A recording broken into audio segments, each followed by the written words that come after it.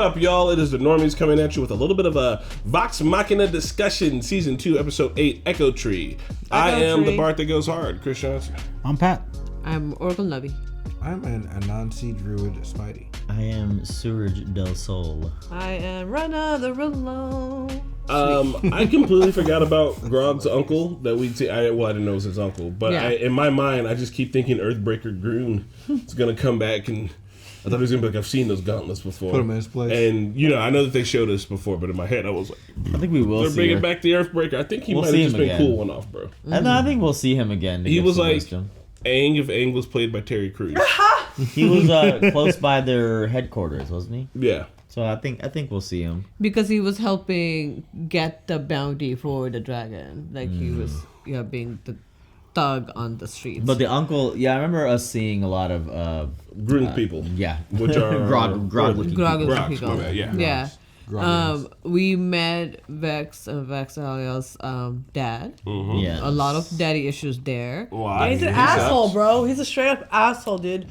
Oh, you burdened me with your presence. You're not happy. Oh my God, there's my kids. Their sister was cute. Her sister was she's adorable. adorable. And she was happy to see them. She was like, you never come. And it's like, why are you leaving so early? It's like, she just wants a sibling. She's just all alone. I get it. Do they ever mention how old anyone is? No. But they said that, the mom said you haven't met her yet. So while they were gone, this kid was born. She looks like little Korra or Katara. Yeah. Mm-hmm. Troy Baker. Oh my God. Oh, Troy Baker was Sildor. The dad. Is Sildor. Man, he's fine though. Yeah. That voice, yeah. Evil ass. The dad to just be like, I wish you had given me an invitation. You moved the whole... How would I have sent you an invitation? Didn't even know you were going to be here. This was an accident. Like, how do I address something to the Fey realm? And why did he take them away from their mom? Like what? I mean, he was jealous. Clearly don't want to be a dad. Yeah. So. But I think he needed, royal... Henry Winkler. Yeah. I knew he sounded familiar. That's perfect. Oh. And Trickfoot. So Said, we are getting a set of Henry the Winkler. Fonz, bro. That's hilarious. Fucking Fonz. I know him. That's perfect. But no, the dad's an asshole. He clearly doesn't want the kids. He just took them away from the mom for whatever personal reasons of his own. Maybe he needed it for some royalty reasons or something like that. Yeah, sure. Or just maybe the mom was poor, right? Like something like that. So maybe he just like, I can't raise you, but like at least if I bring you into family, you will have something. Your royalty. But like a really terrible way about it. I don't know. Or it could be just like he needs to have heirs. What is it about them being halflings? Huh? They are halflings. I think that's why they're also pissed. That's why they didn't treat their mom as Yeah, so but the baby, mom. she's full elf. Mm-hmm. Yeah. So she's going to have all the power. Yeah, she's 100% Are their elf. ears smaller, I guess? Like Yeah. That's what Giselle asked Vex. Wearing your ears as long as you did. Yeah, I see Yeah, now. that Okay. tracks. I thought it was just I'm because she was like, a woman. Do we know what happened to... So what happened to their mom? We don't know. They were taken away from their mom. I don't know. That's all they said. Okay. Yeah. So I like how we're watching this. Like, so when I watch these episodes, I think in relation to the board game that they play, and I feel like Tabletop RPG. Tabletop. I'm learning, y'all. Board Board game. Yeah. Let's talk about Warhammer the other day too. That's why. But anyway, so like in this episode, essentially, Laura Bailey. Yeah, not Laura Bailey. Yeah, like Vex. She probably like rolled like she was the one who had to like get under the power of Saldor, not like anybody else. She was the one who got influenced essentially. So they have to like work through that with the rolling, saving her, and all those moves and the fight techniques and all that. So I'm like, it's just fun to imagine it like how they brought it to life like this too. I try to catch those moments, but I don't know if even that was a moment or not. But in my mind, it is. Well, we're definitely going to watch the table to screen for season 1 and 2 once we're done with this season. Yeah, I'm excited for that. It's probably going to be a couple parts for each one. Yeah, definitely. It's going to be very fun. Because I would love to know, especially just from a production standpoint, because we're gearing up to start our little Pathfinder campaign. It's going to be a lot of fun. But yeah, Henry Winkler as Wilhand Trickfoot, getting Grog back to.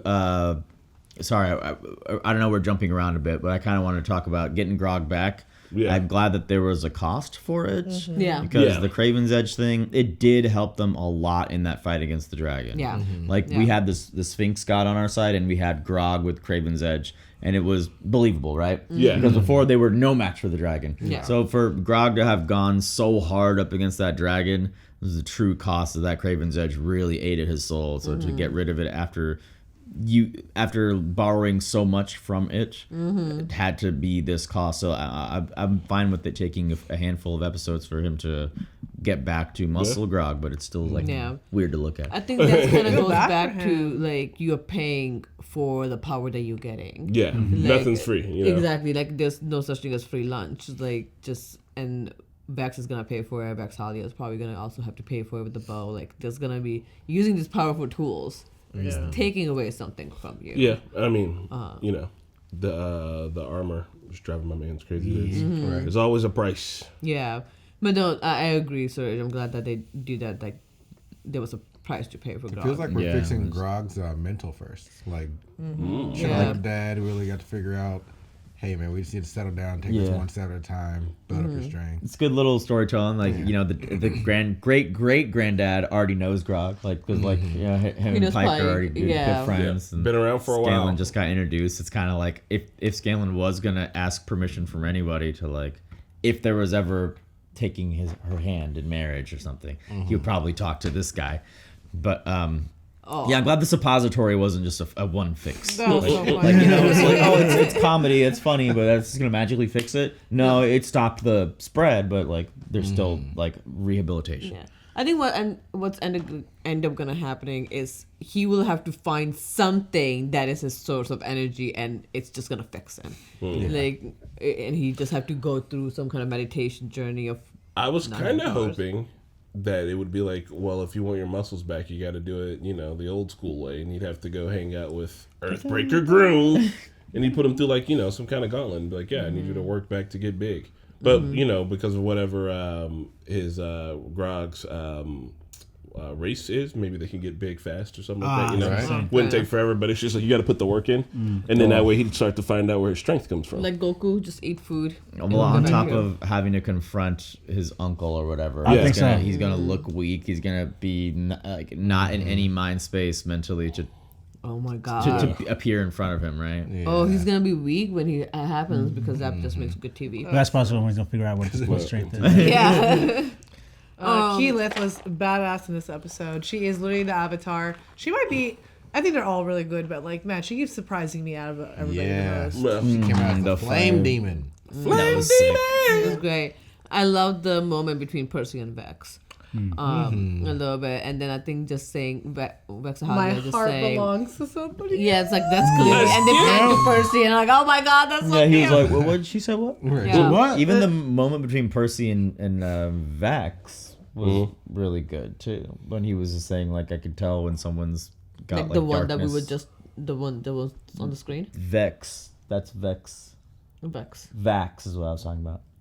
Also, the scene with The Percy brother. and Vax. Oh, brother. Vex. Is he Vex or Vax? he's Vax. Vex. He's Vex. She's Vex Vex. and she's I keep Vex. missing. He's I just, Hold on. I masculine just do Vex E. and Right Natalia. there. Look, get a I visual. don't know. There In Yeah. addition to the scene with Vex, Sounds the same to me. there was a scene with Vax where he talked about having darkness and understanding what that's Yeah. like. 'Cause we saw the whole first season with him, so it's good that they had the conversation. We just watched something else that was kind of like this, the DC movie with Damien and Damien going up to talk to what's her name, Raven going up to talk to Tara. Yeah. All right, Oh my God. Sandhill Rama Morothi. What? What? Saunders' name. Saunders. Sandil Ramamurthy. That's Mahinder Suresh. Yeah. Mahinder Oh my God, Suresh, Suresh bro. was Sounder? Sandil Ramamurthy. Oh my God. Yeah, Damn. exactly who we're talking. He was in Beauty and the Beast, Nubby. Oh. And he was in Heroes, Surridge. Yeah, he's Mahinder Suresh in baby. Heroes. Oh, yeah, I Bro. told you. Y'all need to watch Heroes. Ramamurthy. Yeah, I man. said it. Yeah. Save the children. Ramamurthy uncle. Cool. Oh, They okay. don't good. even fucking They don't know. even bro. fucking know. He's bro. also the idea. one that Kelly gets with in The Office instead of Ryan. Yeah. Ravi. My dad's name. Oh, hey. She should have stayed with him. No. Wait, what? You should just stay with Ryan. Did she stay with it? Dude, I don't know what happened. No, she don't know didn't what stay with happened. Ryan. She went with the remember because Ryan what came on the happens. horse. No, but then she kissed him, but then she still went with Yeah, Ravi. she went with. We need to Oh, watch okay. another Yeah, episode, yeah. see where they're at. All right. Good. I don't remember any of it, but Keyleth got that raven jewel on her forehead, though. yeah, she Right? does. She does. Like she trapped a demon in it? Yeah. So Vex is gonna do something cool with this bow. Yeah, and apparently it just old dude was like shooting the arrows out of his hand and. Yeah, but he was there were like also different elements. manufacturing. He was like making wood arrows at the same time as he was shooting them. So I'm wondering how it works for her. Because the string also just like appeared out of black smoke. Yeah. I am really cool glad that Vexalia has decided, like, yeah, she got a bow, which is what she wanted from her dad. Essentially, dad was like, I will give you what you need if you bring this bow. And she just decided, like, okay, I don't really need an approval that badly from him. Like, I'm going to continue doing what I'm doing. If I come across from him, then yeah, he can just find out on his own on what's going on. Like, he will find out when he's they're fighting the dragons. I'm good with that. I want to see I wanted to see like a fuck you type of scene though. Yeah. So them just going back to Tal'Dorei is cool and everything. Maybe we'll get a cutaway of him hearing about it. But I feel like parent like those, if you say that, he'll be like, look at you.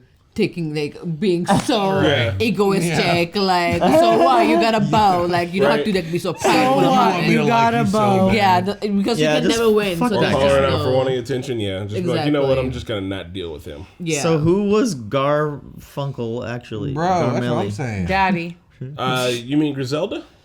Garmely. Garmele. I think I called him Giselle a little bit ago. Garmeli? Billy. Yeah. He So turned there was into a some- random guy here. I think you guys Garmely. like. I think everyone like looked away from the Oh, screen he at the same turned. time. Yeah, he turned into a hot dude.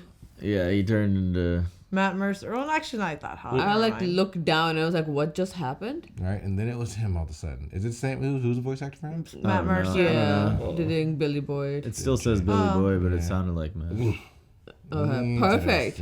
Love it. Love to see it. Love to hear it. Yeah. Love to hear it, love to see it, love to smell it too. Love to touch it. Love to touch it. Love to taste it. Oh my god. Tasting it is the best. On that note, guys, we are going to jump into the next one, and you guys can watch the reaction up on our main channel, and we'll talk to you later. Bye. What's up, my bards and mages? It's your girl Runner here to thank you for watching another episode of The Legend of Vox Machina with us. I just want to shout out real quick Todd Knuck Schmuck, Joe, Puffy, Kurt Collier, Anthony Hardy, Mark DeFilippo, and Kelly Rice for being super normies, and we'll just catch you guys on the next episode.